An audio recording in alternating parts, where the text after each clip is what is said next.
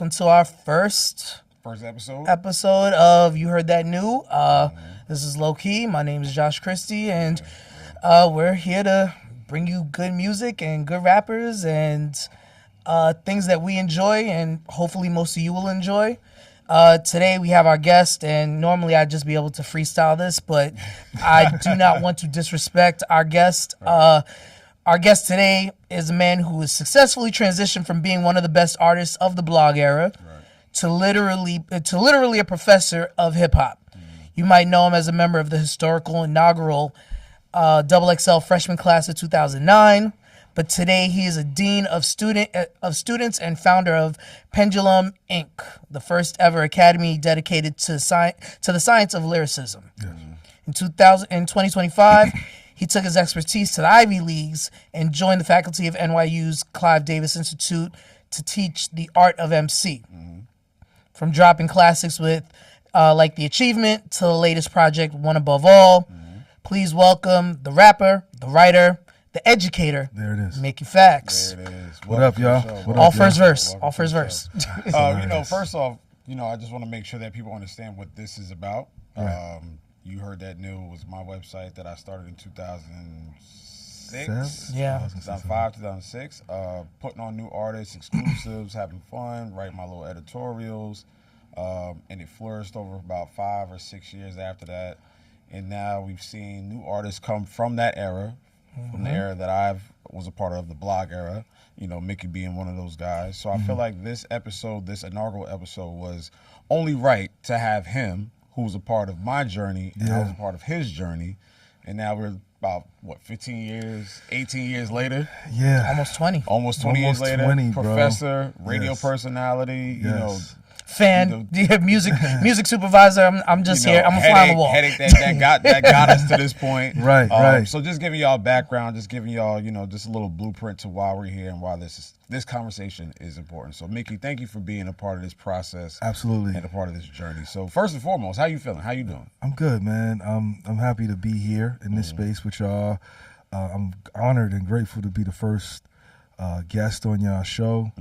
Low Key was very instrumental in the development of me in the press world, along with the Non-Rights and the Two Dope Boys. Yeah. I was in Starbucks sending out those emails, and I knew that, Low Key would definitely post up my stuff, and just obviously seeing him out and about at the events when I was damn near homeless. Any place that had food, I was in there making sure I got some food. So, it was always good to see Low Key out, and I'm just grateful to be here. So I'm feeling great. I just left class, and got to fly to Atlanta after this. Okay, you left class. Yes. Let's start with that. Okay, let's start with that. Let's go from the top, and then we'll come. Yeah. You left class. Yes. Expound on that. So I teach the art of MC. Okay. This is my 5th week doing it. I teach once a week, 3-hour class. At NYU, at the Clive Davis Institute in Brooklyn.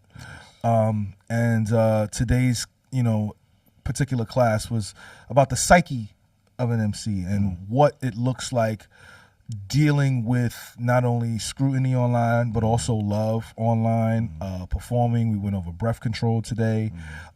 We talked about different artists that are in the space from a newer generation standpoint. So I learned a lot today about Playboy Cardi. They were kind of teaching me today. Playboy Cardi, Lil TJ, all of these different artists that are just kind of moving in this space that it's very reminiscent, but a different feel from when the blog era was there. So it was just a really dope class. This was our first class where, when it was over, they were clapping. They really just had a great time engaging with it, and it was dope. Where was that process in your career where you felt like instead of performing and writing and, doing all that, where did that decision come from to actually be a forefather of teaching what you're so proficient at?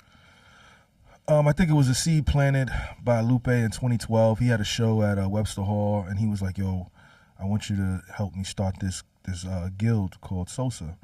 And I was like, all right, but it was teaching rappers, but I didn't know the extent of it. So we did that for 7 or 8 years. And then, DMX, Black Rob, and Shock G pass away.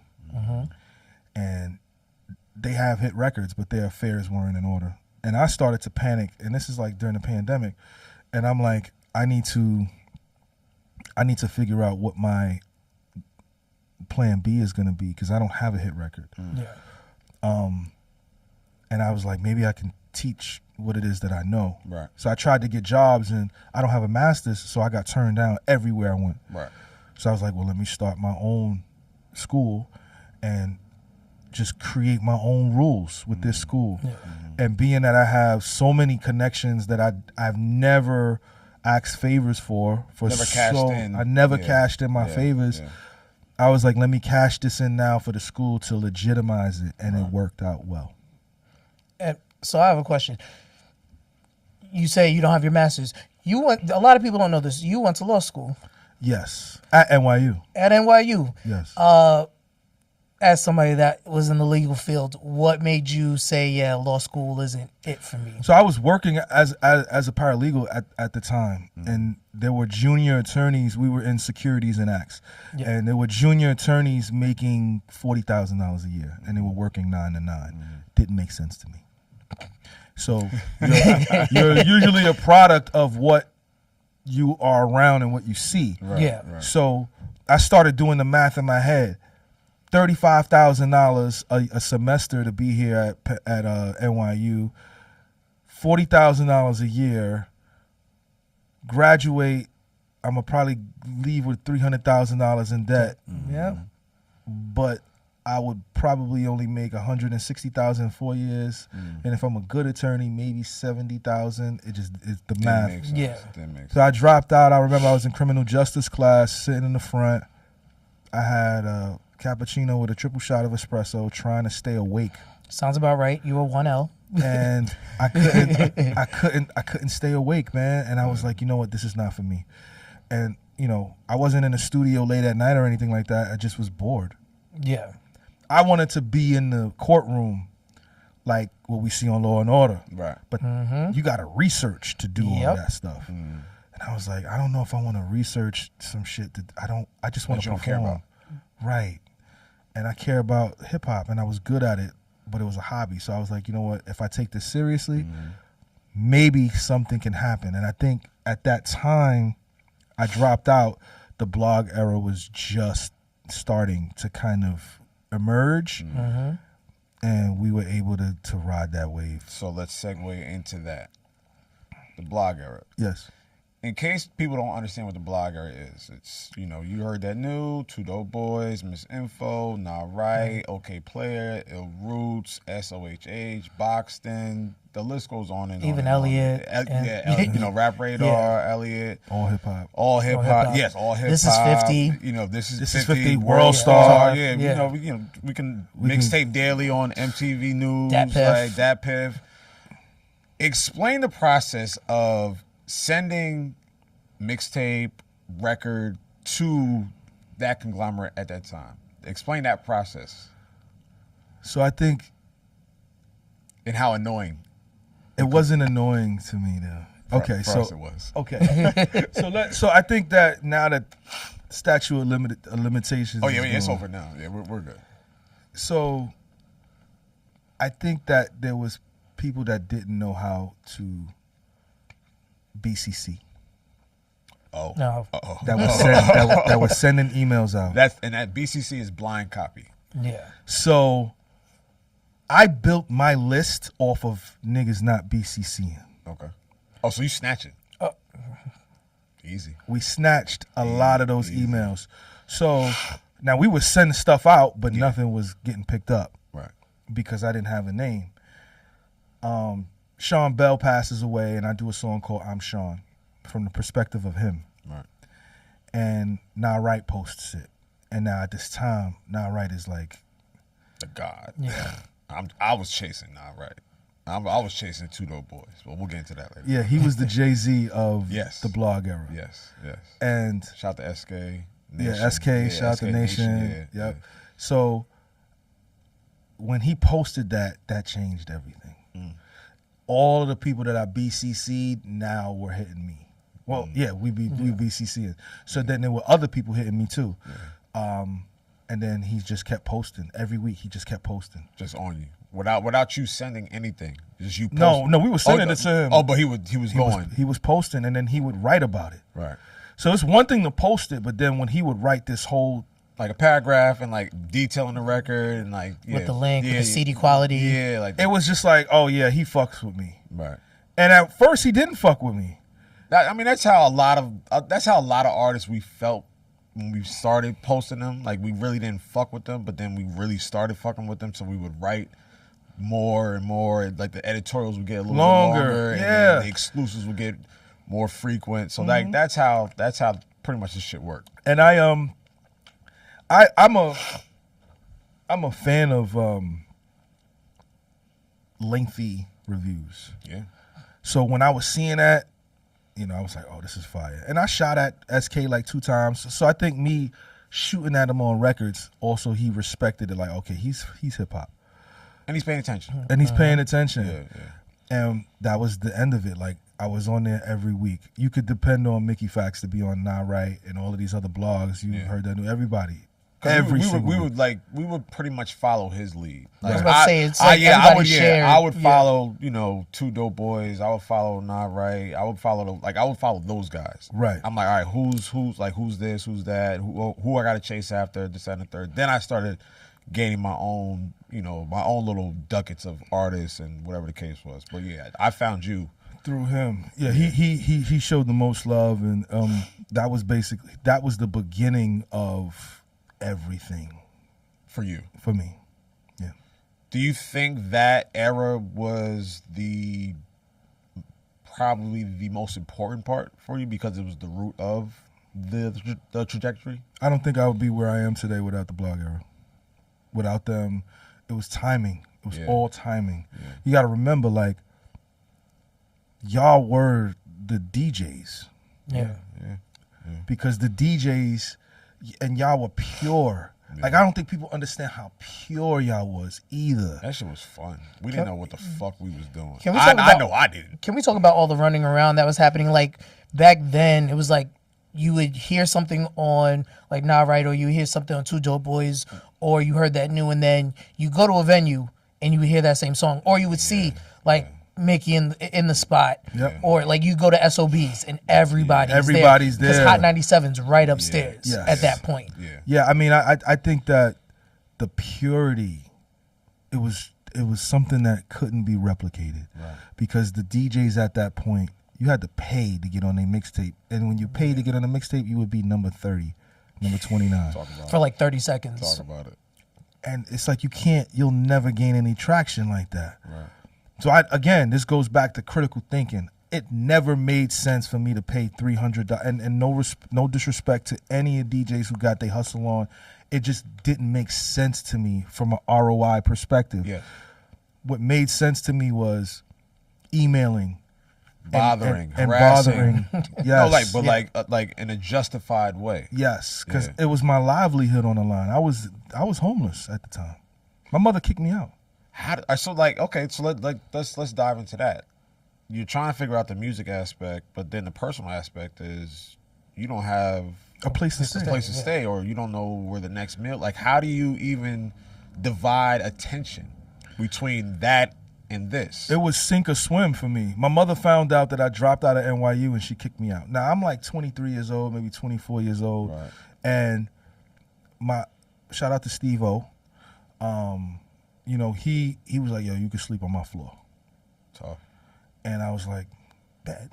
And we went out. I'll take what I can get. I could take what I could get. So from Sunday to Thursday, I knew that I was going to eat. I knew I had somewhere to sleep. Beautiful. Friday to like Sunday, I would go to church on Friday, because usually the industry is they shut down Friday nights, Saturday.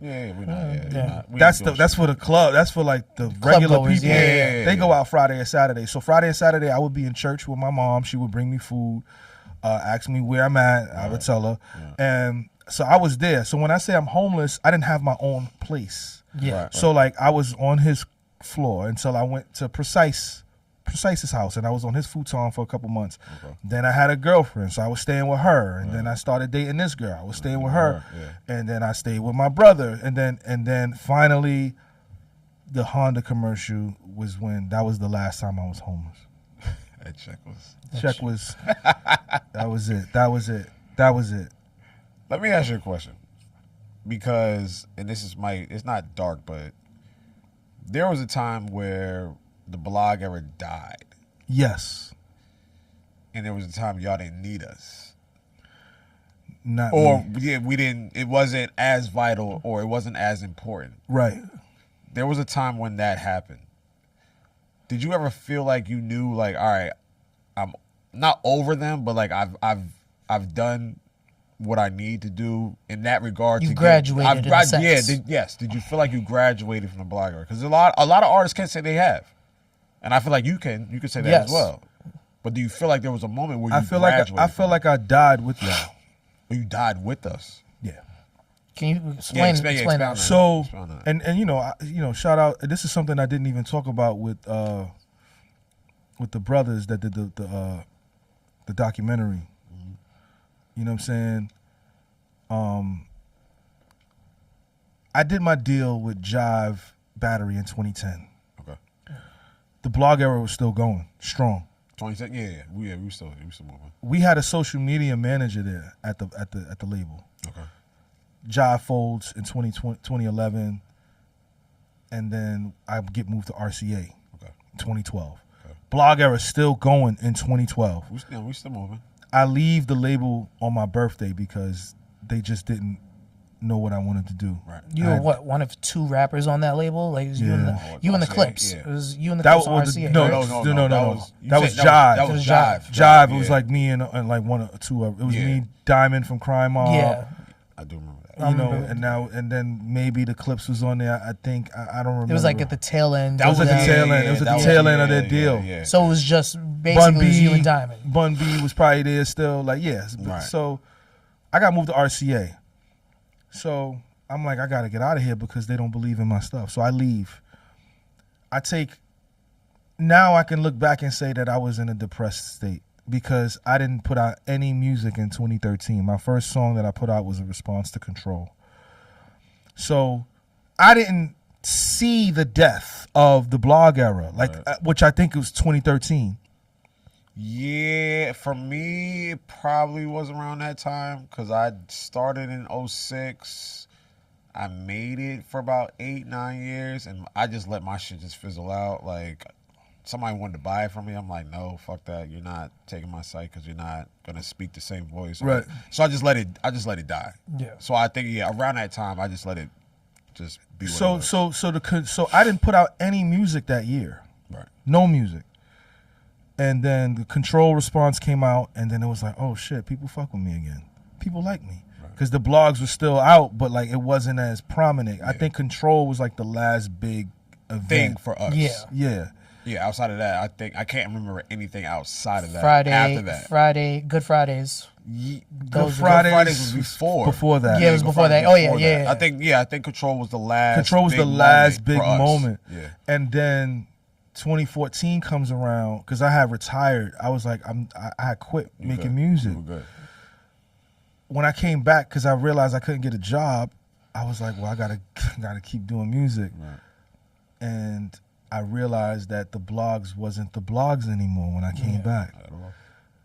And I was like, oh shit. So now I used to depend on the blogs to get my name out there. Yeah. And once I realized that it moved from the blogs to SoundCloud, y'all would, not to get dark, y'all were dead and so was I. But I didn't know how to pivot. I just was figuring it out. Neither did us. Neither did we. I had to figure it out. So like I did GoFundMes, not GoFundMes. I did an Indiegogo. Yeah. You know, because if it didn't work out, people would get their money back. Right. I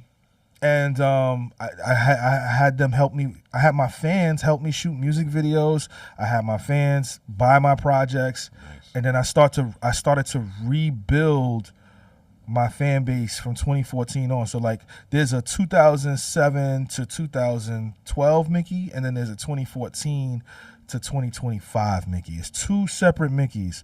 That first era of me was the song making, experimental, fashion guy that everybody thought was going to be like the next guy. And then this second incarnation, when I realized I didn't have the backing of a label, was I'm going to fall back on lyricism. That's why I dived so deep into lyricism. I want to talk, for me, as somebody on the outside looking in, and actually me, at that time I was working at Warner Music on the legal team. For me on the outside, I think the blog era died when streaming became a thing. Around that time, it was us and the three other majors. Back in the day, there were four major labels, and then EMI got eaten up by Sony. Yeah. Around that time, we were suing LimeWire, FrostWire, and getting them shut down. I think at that time, like, if you're a kid around the blog era, like, and I say kid, like in your 20s running around, you're downloading music. You're not like you're not buying music at that time because everything is on. You Heard That New or Misinfo or the whole music cartel, as they collectively called themselves. And then right around that time, Apple Music came up. Yep. Spotify. I had a cracked UK version of Spotify. And that's when it was like, oh, I can just stream music? Yeah. Oh, okay. For how much? And then at that time I wasn't paying for Spotify. But it's like, oh, $10. Or at that time I think it was like $5-6. It's like, oh, I have all this music. All right, sure, I won't get like Rolling Stones or Prince or whomever, but I get all this rap that I want to listen to and all this reggae that I want to listen to. All right, I'm cool. And then I think from there, it was that transition to everything being online that it made it difficult. And you know, rappers at that point I feel had to like, all right, where's that transition? I had to acclimate to that. Was there ever like a small part of you, like when you were like trying to figure yourself out, like, damn, I could go back to school? Did you ever? Because I know me, when I was going through shit, I was like, yeah, nah, I'm never going to law school. Nah, I can't do it. No, never thought about going back to school. Never. It just didn't. Again, it still didn't make sense.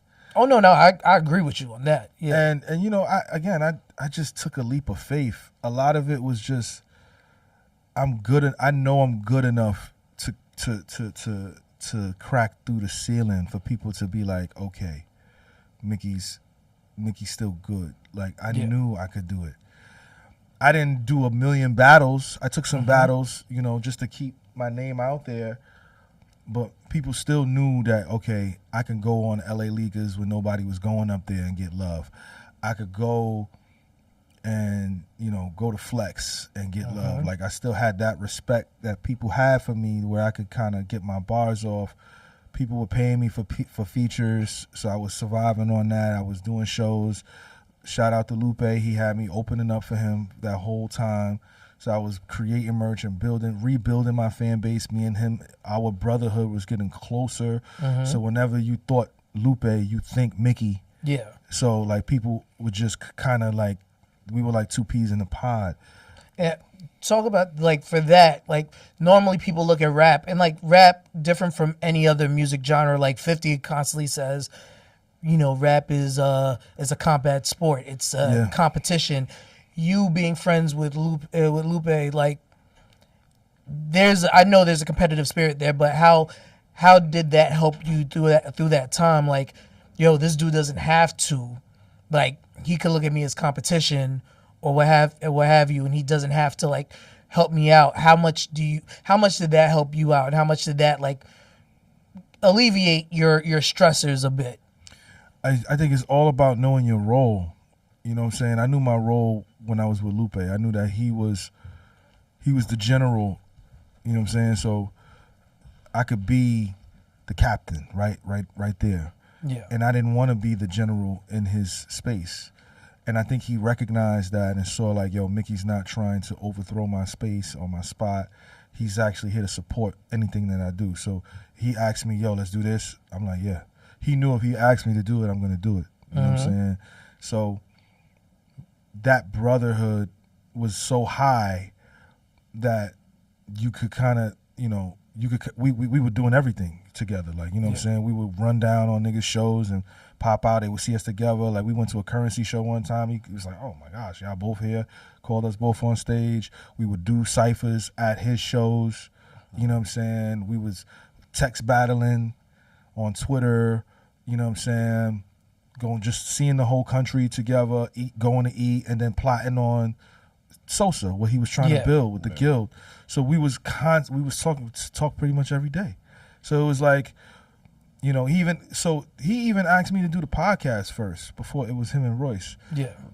But it was how he asked it. So I didn't know that he wanted me to do it with him. But if I would have answered it right, it would have been our podcast. Yeah. What do you mean when you say if you would have answered it right? Because it was like, it was a question of like, he was asked, because I didn't know the podcast world. This was like 2020. So you didn't understand what he was asking you? Correct. Okay. He was like, yo, how much money you need to do a podcast with me? And I didn't understand like, what you're asking me. Because I didn't know what the podcast world was at the time. What are you asking me to do? Right. So I answered wrong. Royce answered right, and that's how that came about. Okay. You regret it? Yes. Okay. I do. Okay. I do. Because I feel like me and Lou would have been a, great tangent. Yeah, because we work well together. Like, you know what I'm saying? Like, I don't combat him, but I also don't just let shit fly. You challenge. I challenge him. Yeah. Right. But not to like the point of what him and Royce was doing. What's the best thing you learned from Lou? Not sure if you asked. Oh, no, I haven't. Yeah.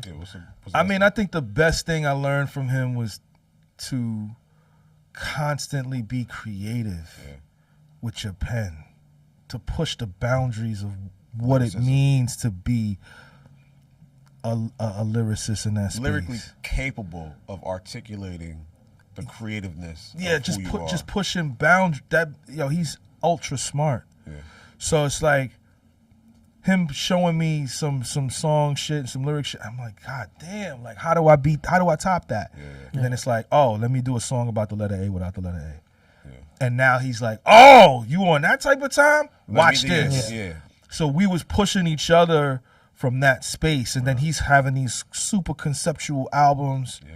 So then I'm like, all right, let me do these super conceptual songs, and so it was like we were feeding off of each other from that space. So I learned a lot from him, just pushing the boundaries of what normalcy looks like in the space of lyricism. Do you feel like when you were chasing his excellence or his capabilities, do you feel like it kind of like hindered you or kind of like derailed you from what you might have wanted to do or what you could have done because you're around someone that capable or someone that impeccable, that you felt like you gave a little too much energy trying to chase and trying to combat and trying to battle? Like, you ever thought about it like that? Well, I wasn't trying to battle him. Not battle, but just like, match and top and like, Yeah. I don't think I feel like I lost anything, because by me challenging that thought process of pushing your pen, right, he's now co-signing me like nobody can fuck with Mickey Factz. Yeah. Gotcha. And people saying what? But he knows, because we're doing, like, we're trying to write rhymes upside down. Like, we doing shit like that. Y'all doing this every day. Every day. Right. It's like swords sharpening swords. Yes. Yeah. So steel sharpen steel. So when he says things like, yo, Mickey Factz is a better rapper than me, it's because we was like, but I'm saying I'm a better rapper than him. Yeah. So like we're both like, it's like Ryu and Ken, like legitimately Ryu and Ken. Yeah. So not to go back to that issue, but with the Royce situation, when he says Mickey can do what you do and do it, but that's because we were rapping every day. Like literally every day. Y'all were in the trenches. And we were breaking down MCs. Yeah. Styles and this, from a technique and stylistic standpoint, to see what they do so we can properly teach other people. So we knew and know what everybody's doing. So when he says Mickey can do it, he's like, yes, Mickey can do it. How validating is that for you? Oh, I mean, at the time, at the time, like, how does that? It was unbelievable, because now, because people are angry that he's saying that. They mad at him for saying that, how good I was, and they were like, he hasn't shown it. It was like, but this is the guy. If the guy who y'all say is the number one guy saying I'm better than him, you just gotta accept that. So breaking down lyrics, yes, what you do, phenomenal. Thank you. Phenomenal. Every day, every week, it's always a breakdown, breath control, technique, cadence, this, that, and the third. How does that make you feel watching the response of people who care about lyricism, who care about technique, who care about structure? Like you leading that charge and it being so important to you, especially with this new generation that doesn't necessarily lean heavy towards on lyrics or really care about that. Like, how does that make you feel? Oh, man. I mean, I see it every day. Yeah. Literally every fucking day. Goddamn. I love it. I think it's important. And I love the fact that people are like, yo, do more. Please. We need more. It's an open lane for people to gravitate towards this space of the craft. Yeah. There's something about the craft that has been ignored for so long. Even us, when we talking in our group chat about Jay and about Nas, I'm not really getting into like the technique, and I'm talking just the vibe and what it means. Yeah, like our shit is a little bit broader, surface, but like but it's broader. But like you are specific. You are direct. You are to the T. I'm to the T. Root to the T. Yeah, and I the past couple episodes that I've been doing, like, so what you were talking about is when I'm breaking down these techniques. I was doing that earlier in the year. Yeah. Then I started breaking down like my peers and then newer artists. Yeah. And now I'm doing these 10, 15 minute breakdown of an MC's lyrical career. Yeah. So I did the Kendrick joint. Then I did the Cameron joint. Cam saw it and was like, yo, this is nuts. But that's the respect that you have from other MCs. Yes. Eons ago. So that proves Lupe's point. Yes. Like, this nigga can do. That's why no one gives you pushback when you do these kind of editorials and tutorials, because it's like, no, this nigga's a student. Like, because if one of us did that, like niggas like, shut the fuck up. But yes, and you're a professor. Right. So it's hard to push back on research. Right. And actual application. Like, it's like, oh, Mickey does this, he can do this, so he knows and understands the science and the deconstruction of what's being done. Have you seen a appreciation from a younger age group in what you do now? Like your students now? Like the students, even people online? TikTok, yes. Okay. Twitter is still like for us. Yeah. It's always been for us. Yeah. The gram, not so much, but TikTok, yeah. And even now, like, I've been thinking about doing more breakdowns of younger artists and just saving that for TikTok and saving the real shit for us on YouTube, Instagram, and Twitter. Yeah. Because there are some artists that do great stuff, you know what I'm saying? Yeah. That are younger, and I think that they need to be highlighted too. And when I meet these younger artists, you know, they have a respect, like, yo, you did, you know, getting called Unc never will sit right with me, but neither. But listen, I'm turning 40 next week. I'm happy to be Unc now. Yo, this nigga sent me the most fucking disrespectful birthday invite. I sent it to everybody, and one of my friends said, "Yeah, you degenerates, pull up on me 11:29. Fuck that, we getting drunk. If you ain't fucking with my nigga." No, it's like, yo, you degenerates. I'm turning 40. Link up. Nigga, that's the most disrespectful birthday invite. That was him. Like, no, send it. Yo, when we leave here, send it to. I sent it to Factz, but it says why? Fuck you. That's why, and because I love you. And then that's him coping. Yeah, exactly. I forgot where I was walking. I think I was going somewhere, and I just looked at my phone, and I'm like, nigga. One of my homegirl Llewellyn hit me up, and she's like, yo, this is the most on brand text from you that I've ever gotten. I'm just like, bro, my God, it's 4:00 in the afternoon. But it's with love. I didn't send it at 8 a.m. like you complained of me texting you at 8 a.m. I just had to tell this nigga. That's hilarious. But so is there a rapper that you have not done a breakdown yet that you're like, yo, I cannot wait? Joe Budden. Joe Budden? That's gonna be fun.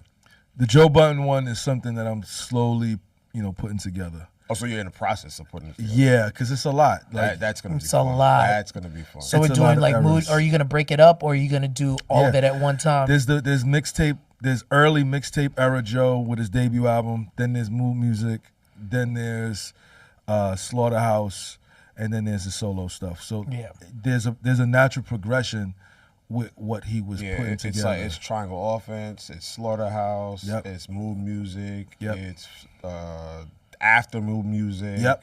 It's so many different sectors. It's Def Jam Joe. Def Jam Joe. There's E1 Joe. It's so many different sectors to break down and So- really so- try to understand. Yeah, so I'm gonna go through it because it's a lot. It's a lot. You know, we'll go through some of the diss joints. Yeah.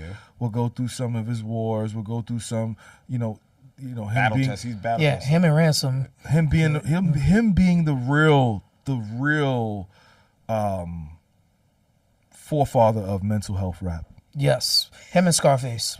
Yes. Well, Those Scarface was definitely, but I feel like Scarface, that was a different level of mental health as Yeah. opposed to like Joe.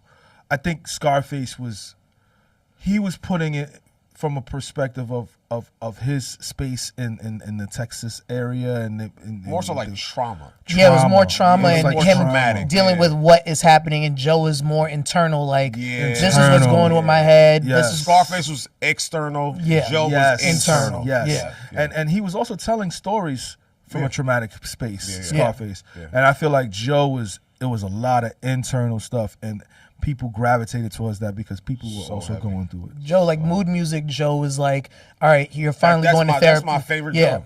Yeah. you're That finally whole going to spirit. therapy. Yeah. I'm finally going to therapy. I understand, and it's him accepting.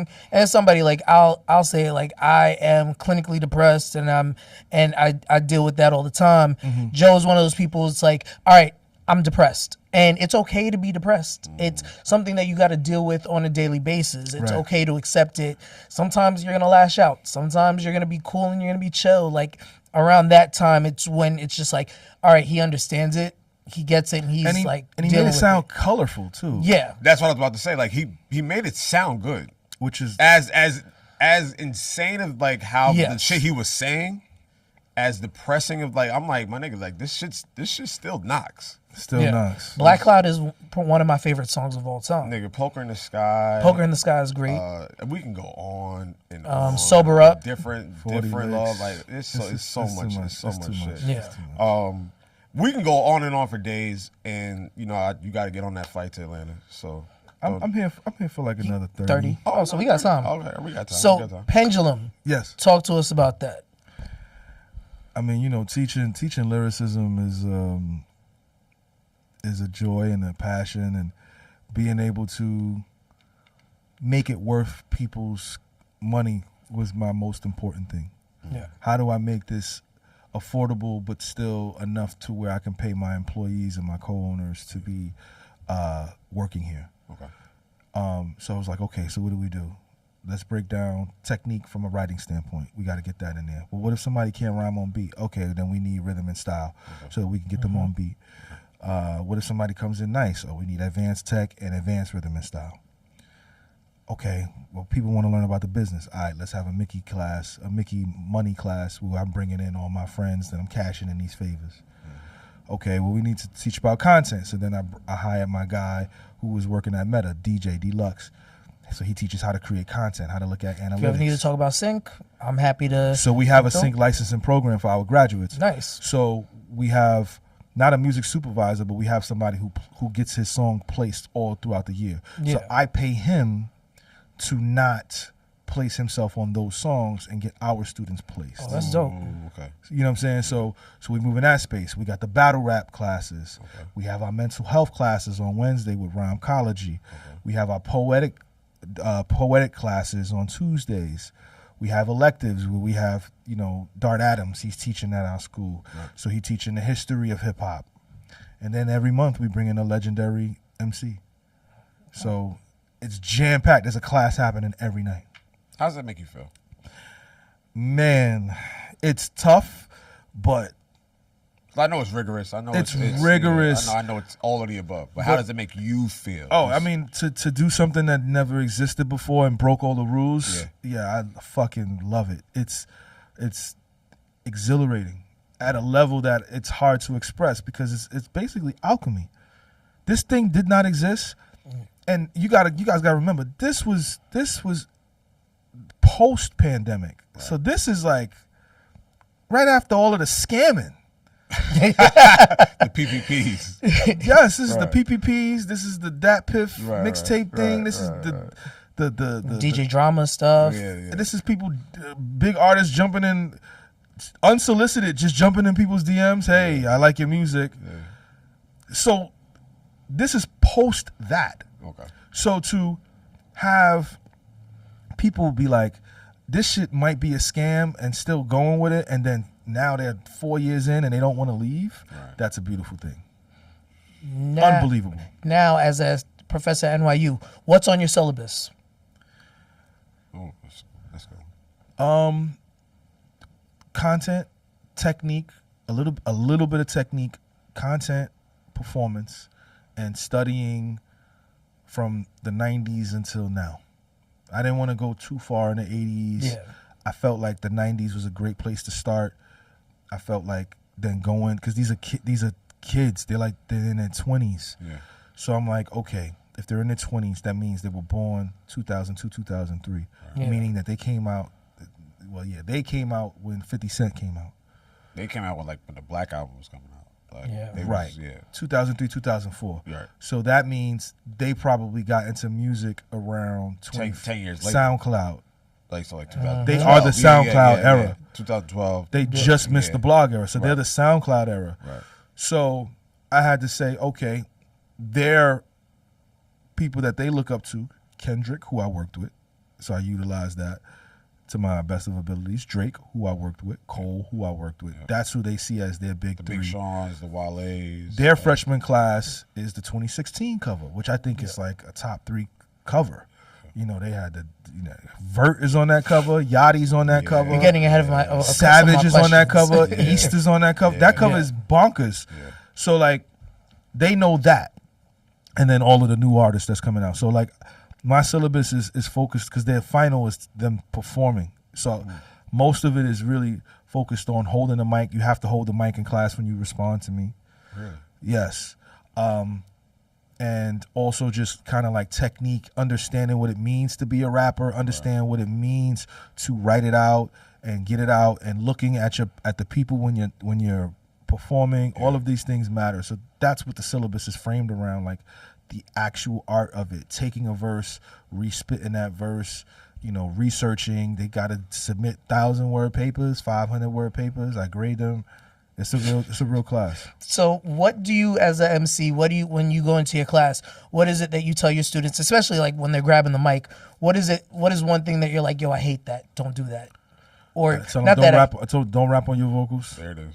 Don't fuck with the vocals, man. Don't no TV TV tracking. TV track, don't cuff the mic if you're gonna none of this. You could do this, like if you have to like do this, right? So we teach them that. We teach them eye contact. Yeah. If you are suffering from anxiety or you're an introvert, put on dark shades, or look at the temple. You know what I'm saying? Or look at here. Just don't look at the eyes. Yeah. If that's your thing. Yeah. You know what I'm saying? Breath control, being able to control your breath when you're on stage. All of these things I make sure to and tell them that relaxation is a big part of music. Yeah. It has to sound like it's effortless. So I saw you tweet earlier today that one of your students was like stressed, like he missed 2 classes, so he wanted extra credit. So what he was bro. Oh yeah, I saw that tweet. He was the first in class today so it's midterms for them. So I have to submit to NYU where they stand. Okay. Yeah. So it was like 3 segments. It was like great, satisfactory, or you need work. Right. I put him in. Everybody was in the great, and he was in the satisfactory. That he missed 2 classes. That pissed him off. No, he was. Oh, he was distraught. He was stressed. Yeah. He walked in there like, yo, what do I have to do? What do I have to do? He was like, damn near begging. I felt bad for him. But he missed a class like he was sick. Okay, yeah, shit out of his control. It was out of his control, but I had to abide by the rules. Of the pedagogy. So he was distraught. Like, what do I got to do to get back? Yes, he was like, I'll do extra credit. I'll do anything. Like he was like anything. Yeah. And I was like, I'll talk to you at the end of the class. But I had to tweet that because you could see the hostage pain in his eye. Like he looked like he had a gun to his head. But doesn't that urgency make you feel good because they want to make sure they're so that has to make you feel good. Yeah, of course. I mean, Like not to see him distressed, like not to see But him to in see that the air, care but of to it. see the- yeah, I the mean, care, but I think the care is both ways, right? He wants his A. I Right. told him if you come to class and do your work, you'll get an A. Right. You not coming to class, how can I give you the A? So it's that.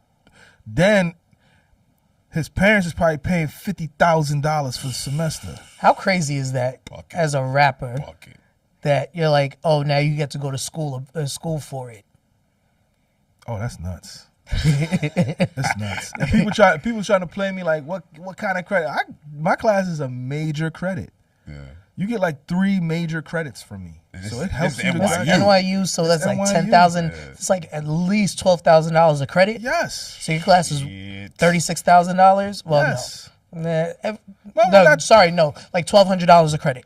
So Right. it's It's like like a $3,600 yeah. class. Yeah. So it's like you can't fumble that. Right. So that's why he was stressed, because it's like, oh, that's gonna fuck up your GPA. You ain't gonna be able to graduate. He thought I was playing. I think they was be thinking I'd be playing. I fly up every week, Yeah. so you have to be here, sick or not, nigga. Cause like nigga, I'm flying. I'm flying up. Like the first day, I was up at 3 a.m. Right. Now I fly in the day before, but before I was flying the day of. Up at 3 a.m. Just 3 a.m. Get to the airport. You know, Atlanta airport. Get to the airport. Yeah. Get to the airport at 5 a.m. Board the plane at 7. yeah. Board the plane at 6. Pardon me. Get to New York 8:30. Get to NYU 10 o'clock. You there all day. And then 10 you to get 1. right back. You get right back on the Right plane. back on the Right plane. back on the plane. Same night or the next day, depending on what's going on. Like again, like I know it's so much just to think about like where we come from Yes. like just the blog era and you being homeless and me having my shit, whatever the case is. Like, did you ever think it would just come to this? Like, you would just be here, like the full circle moment of you caring so much about lyrics, Right. caring so much about crafting music, caring so much about appreciating the greats and the goats and teaching, like, and then now you're at one of the most prestigious universities And it's full on the circle. East Coast. Full circle also because you were an NYU student. Yes. Does it fuck with you? Sometimes, I mean, you know, It has to trip you out. it does trip me out, but you know, you got to also think. I mean, and me and Josh was talking about this earlier. I never even got the chance to answer that question, but I should have been bigger than this. Even so, right? A hit record has eluded me, but not because of me, because my label folded. Right. And that was another thing I was gonna get into because you know I talked to I know a few rappers and I talked to them about their hard drives and what they have on their hard drives or music that they have like stashed away. I'm sure you have like some shit that you're like, yo, this would have gone crazy, or I have an idea or concept that could have happened. It Yes. could because you were friends. I'm sure you were friends because I know you've spoken about it. You could have gotten Bruno. I on got some, that record is out. Oh yeah, you do. Yeah, I yeah. put that shit out because the label was being scary, Right. and it's like, yo, what are we doing here? So I put that shit out. But I think all of us had it. Bruno sent that record to all of us. This was before like B.O.B. and him. Yeah. So the Click Clack record. So I got a version of it. I think Asher might have a version of it. Diggy Simmons might have a version of it. We all got a version of it. I put that shit the fuck out. And then and I don't care. Like, you know, people hear it and they're like, oh, that's Bruno on the record. This shit is fucking incredible. Right. Then I got a record with John Legend. He was on tour with Sade. He came off tour. We did the record on his day off. The record's nuts. Right. But Yellow. they just dropped. They the just fucking didn't. ball. They dropped just the didn't. ball. They just dropped the ball, bro. I was trying my best because when I signed the job, I wanted to be. I'm not going to even sit here and cap. I wanted to be Jason Derulo. I wanted to be LMFAO. I wanted to be Niggas making fucking records. Bangers Flow and Rider. Making money. Like, Because when you go from poverty, the only, not poverty, but just experience and homelessness, Yeah. you just go to the next extreme. I was like, fuck being lyrical. Let me fucking pay my bills. let me eat. yeah. I had a B.O.B. record right after he did Airplanes, bro. Airplanes is crazy. That was a huge record, and he did that off the arm because that's my man. Right. You know, I had the Yellow Wolf record when he was on fire. You know, I had so much shit. I had so much shit. Drama, yo, that label really fucked me. Drama wanted to give me a fucking mixtape. He wanted to do a dedication, not a dedication. What is Gangsta Grills. He wanted to do a Gangsta Grills with me. That's where that line comes from the clips. The crackers wasn't playing fair at Jive. Yeah, they weren't. They was focused on radio and New York because we were in New York, so they wanted me to do New York shit. Like they gave me money they would give me $1,000 out of my budget to go to the strip club, just to throw it around, and they had me chasing Flex,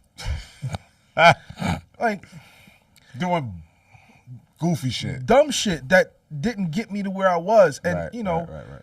To their credit, it's like, okay, but like if we're gonna do this, let's get pop records. Yeah. I don't want to do this urban shit. Yeah, I just don't want to do it. Let's do pop records.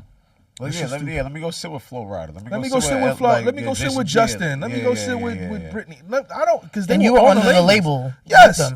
Let me do that. I don't want to do this nigga shit. I just didn't want to do it, bro. No, I get it.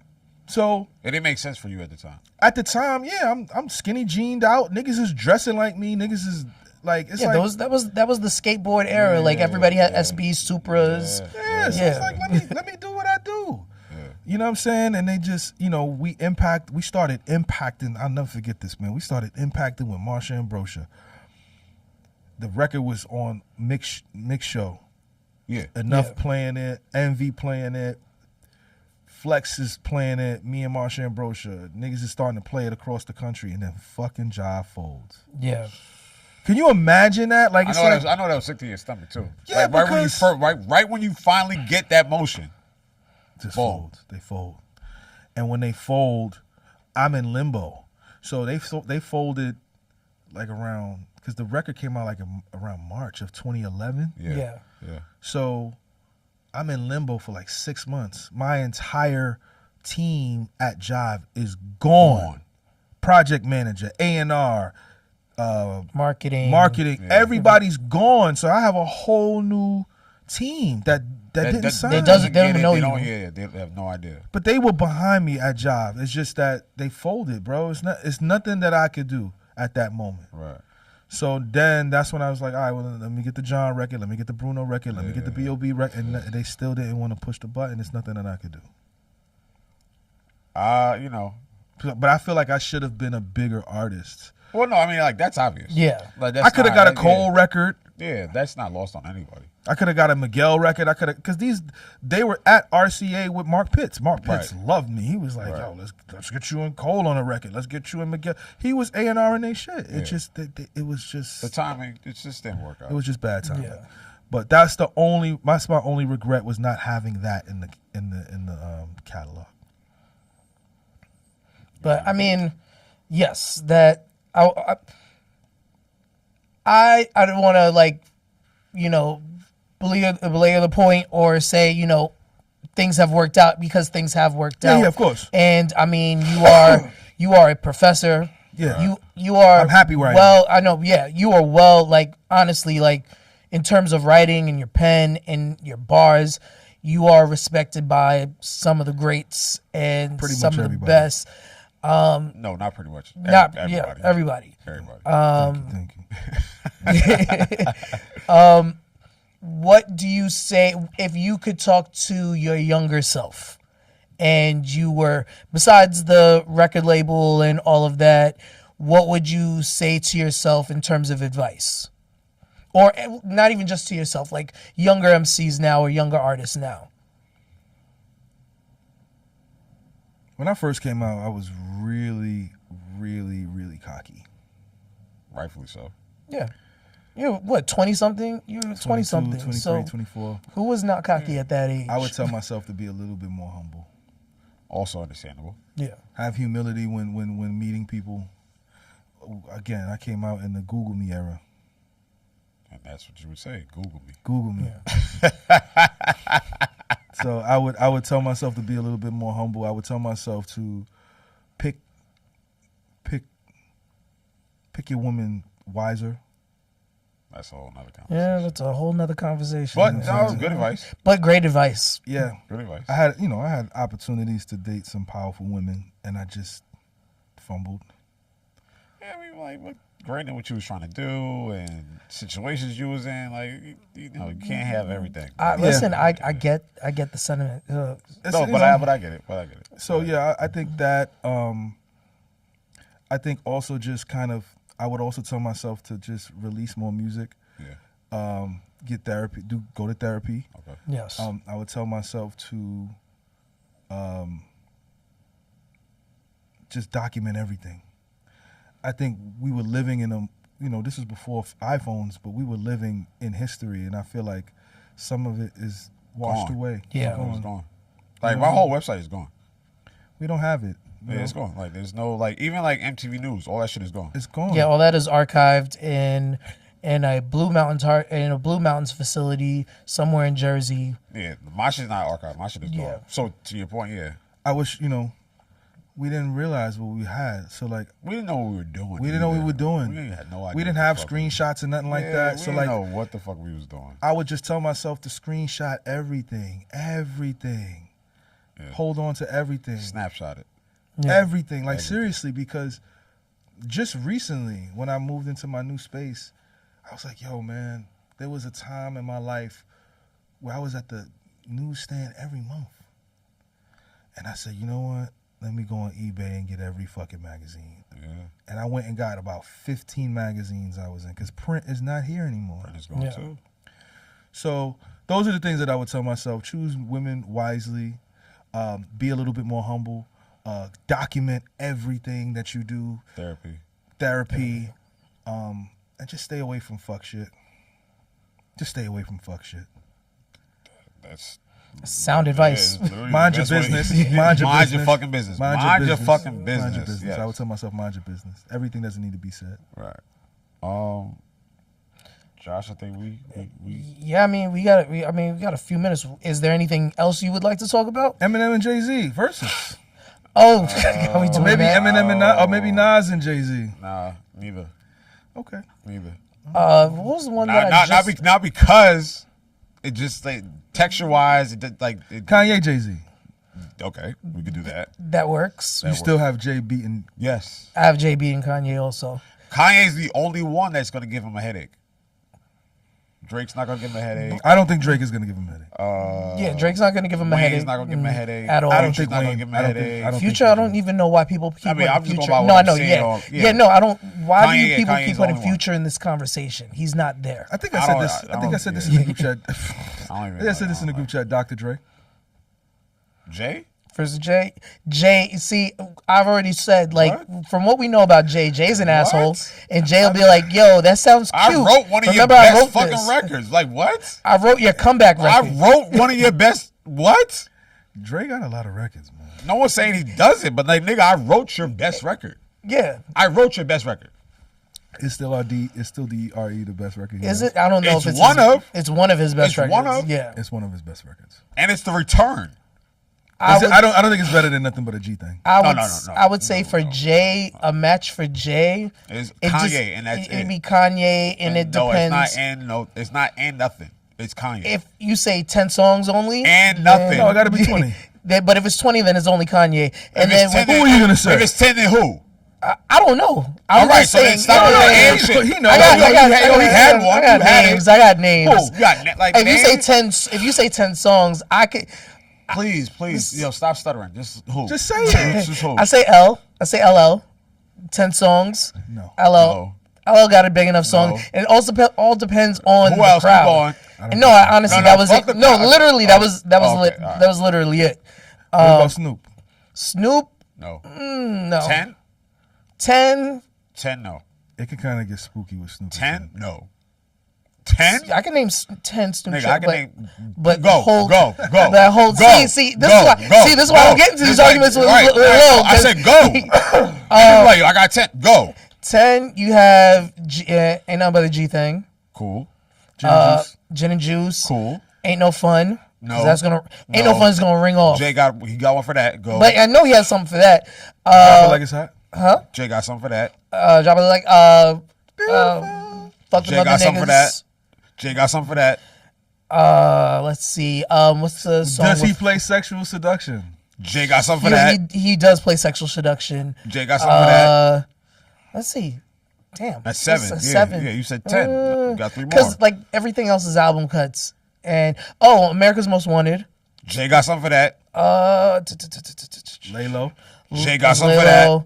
And then there are like a couple other East Side songs I can't. Jay got something for all of those. Stop fucking playing with my nigga. Please. Dre That Day. nigga said it. That nigga said it. I'm not mad at Dre Day. No, I love Dre Day. I love Dre Day. I love Dre Day. But my nigga said it. Can't nobody stand next to me on that stage. And nobody can stand in Who wants front to of fucking stand Grammy in front of Family. Grammy Family Freestyle? Who wants to stand in front? You gotta stand in front of that live? I think Grammy.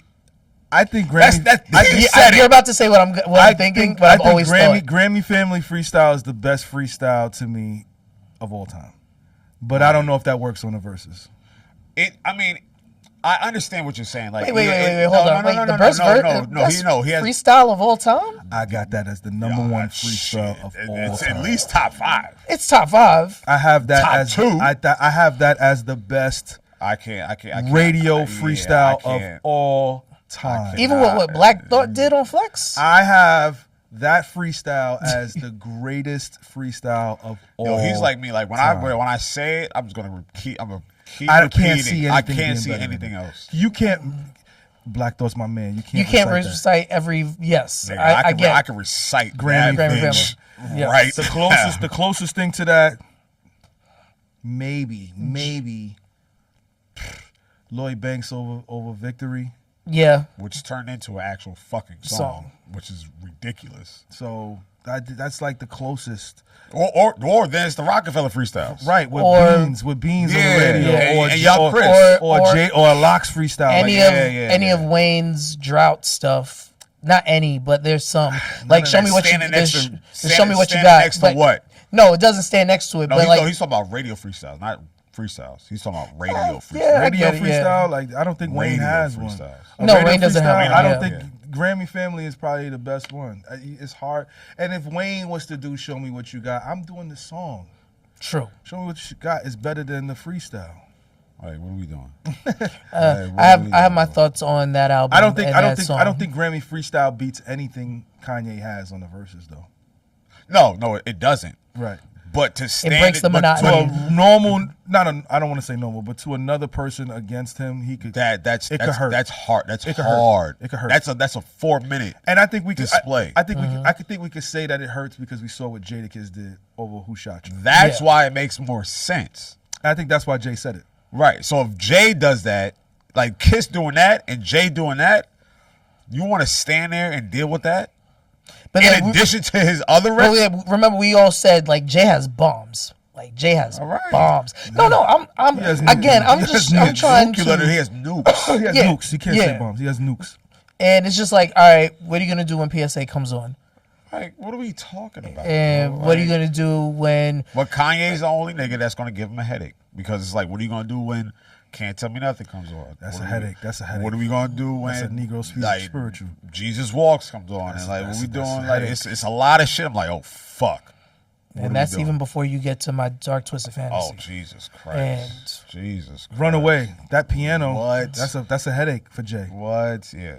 So that's again. But Runaway, it depends on the crowd, because Runaway every battle depends on every battle. Yeah, but I think if Ye walks up to the MPC and he starts playing, ding, that's a headache. Yeah. That's a headache. That's a fucking headache for anybody. That's a nuisance. You know what I'm saying? That's a nuisance. That's a nuisance. So yeah, I think Ye is the only one too. I don't subscribe to Drake being ahead Absolutely of him. not. I don't subscribe to Wayne. I don't subscribe to Future. I don't subscribe to nothing. That's it. I don't subscribe to It's like some of these people that their name is just like their songs don't have the staying power. So it's like Jay songs have staying power. Yeah. And maybe because what about 50? Didn't we talk about 50? We did, and you said 50 would just give him fits. We give him fits because of what he would say to him on stage. Yeah, it wouldn't be music.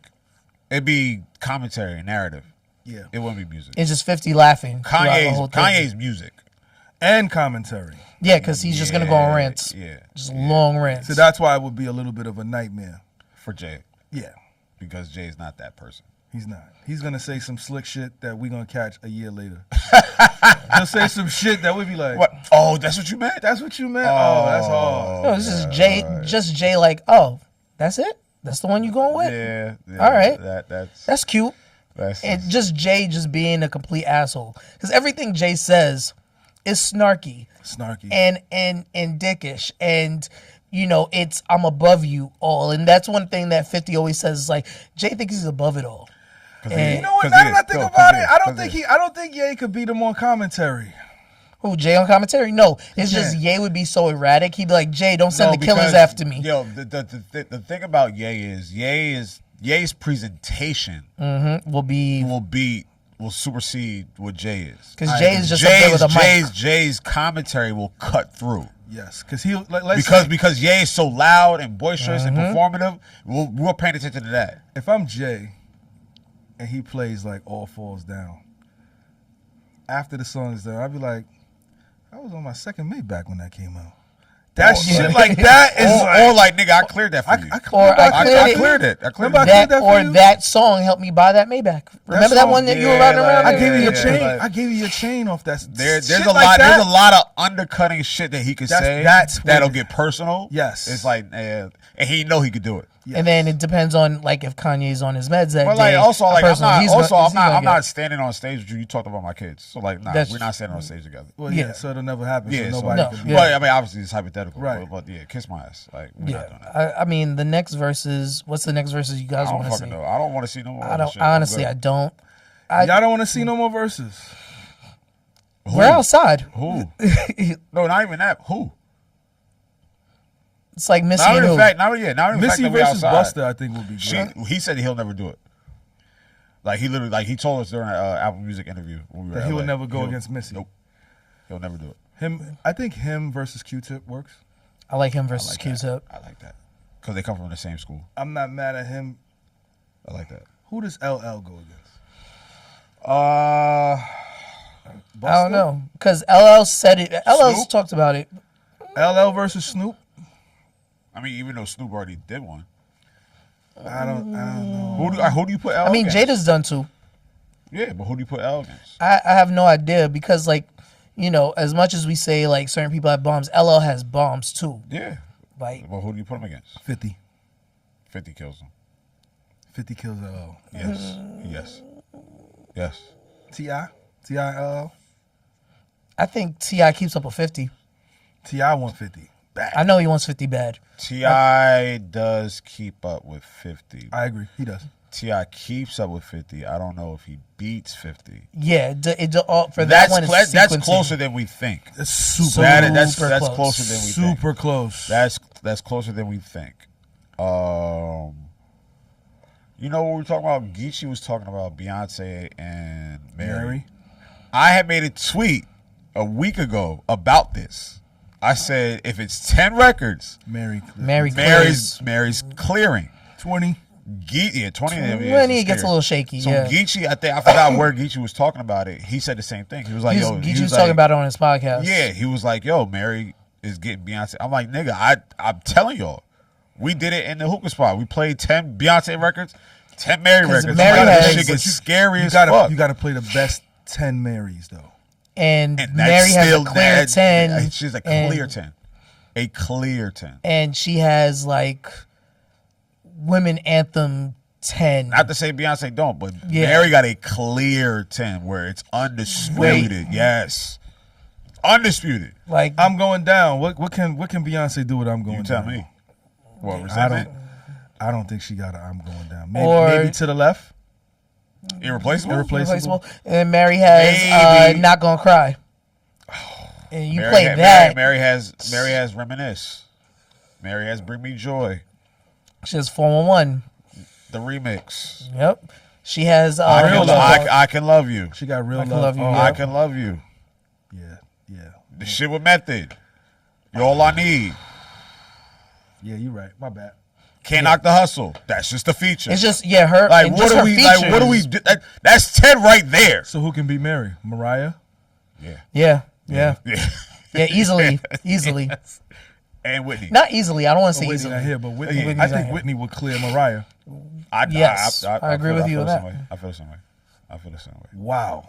I never thought about it till y'all started naming these records. Nigga, Mary is a fucking problem.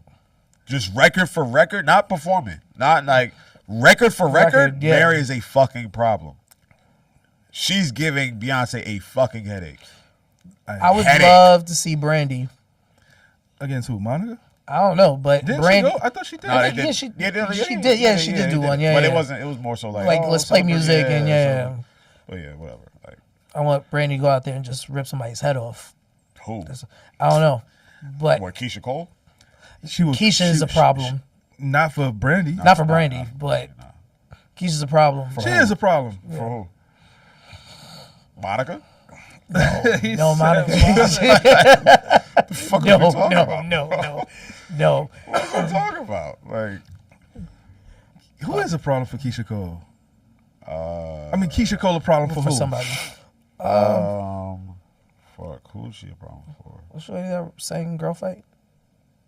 Brooke Valentine? Yeah, I'm playing. What? I'm I'm not playing. doing this with y'all. I'm mad I knew who she was off rip. Like, I'm not doing this with y'all. All right. Yeah, no, we're gonna. All right, this is our first episode. Yeah. We get to the verse and shit, whatever. We're not getting canceled. Yeah. I want to thank Mickey Factz for being the first guest of this new journey that we are on with Josh. Thank you for making me do this. Thank you for being a fucking headache. It was like pulling teeth. Yeah. It's gonna be more pulling teeth, but this is the process while we're here. You know, blog ever brother. Blog era brother. Also, I want to make sure that people understand that the blog era was also documented by It's the Real Jeff and Eric. Yes. Their series Shout out to Jeff was and Eric. very, very detailed, to the point, precise. This is just me talking from my angle, but, without even seeing that, I probably wouldn't even look this way. So shout out to Eric and Jeff, It's the Real, for doing that blog era documentary series. So, Absolutely. Make sure that y'all check that out if you haven't. But this is my journey, and we're gonna have so many different blog era artists, producers, personalities, DJs, whoever that you love during the blog era. We're gonna have on this couch. So with that said, subscribe, like, comment, follow all of us on social media. Yes, sir. Let them know where you can find me. Mickey Factz, MICKEY.FACTZ on Instagram, and Mickey Factz on Twitter. The Real Mickey Factz on TikTok. Yeah. And official Mickey Factz on Facebook. Josh, where they can find you at? They can find me at Airtight JC on IG, Chef Boyardee on Instagram, on Twitter. Sorry, and you can find me everywhere under Joshua Christie. You'll find me. There's 2 black Josh Christies in America. We both know each other apparently. Wow. We found each other on LinkedIn, and we were like, "Yo, you're black, and your name is Joshua Christie. Let's link." Also, I just want to say thanks, Mickey, for coming through. Thank you. This is super dope. He thought I was scamming him when I hit him up initially. Now we the He group was chat like, "Yo, together. I know Lowe's number. Lowe's number isn't here. What's up? What are you doing?"